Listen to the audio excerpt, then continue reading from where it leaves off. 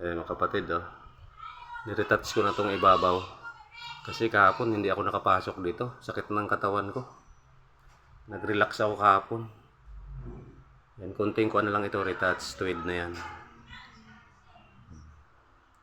Tapos ko na rin yung tiles. Yan, dati walang tiles yan. Naka-tiles na lahat. Tapos ngayon, ang pinaplasteringan ko tong ilalim ng lababo. Ito. Oh, kasi ito na lang ang natitira eh. Lilipat naman ako ng trabaho. Magpipinish contract na ako dito. Naka-tiles na rin to. Yan, pinaplasteran ko rin yung loob. Yan, okay na. Kasama sa trabaho ko ito eh. Plasteringan yung loob na yan. Ang ilalim ng lababo. Yan, i-tiles ko na rin lahat yan eh. Lilipat naman ako mamaya dyan sa hagdan, yung mga bakal na yan. Hahasain ko, i-bapping ko yan.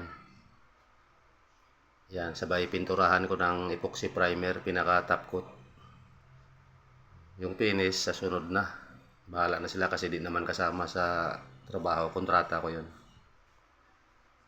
Naka-tiles na. Magpipinish na ako, malapit na.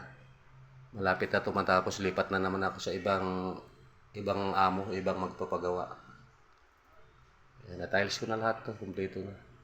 Yan na lang ni-retouch ko yung overhead yan, yung beam.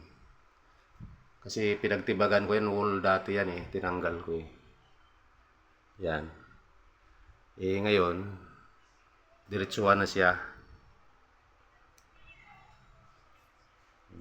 Pagkatapos ko dito sa ilalim ng lababo, linisin ko pa tong tiles. Diyan ko lang nilapag yung halo eh. Kasi ang sikip, ang hirap. Pero napalitadahan ko na rin eh. Lagayan ng mga kuwan ito yung hindi masyadong kailangan gamitin. Dito okay na yung patungan ng kalan. Naka-tiles na rin. Yan. Diretso na sa ceiling yan, yung tiles.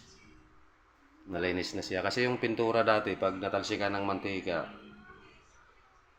umaalsa yung pintura. Kaya pinalitan ng tiles para madali siyang linisin. Punas-punas lang. Babay mga kapatid, tuloy na naman ang trabaho ko.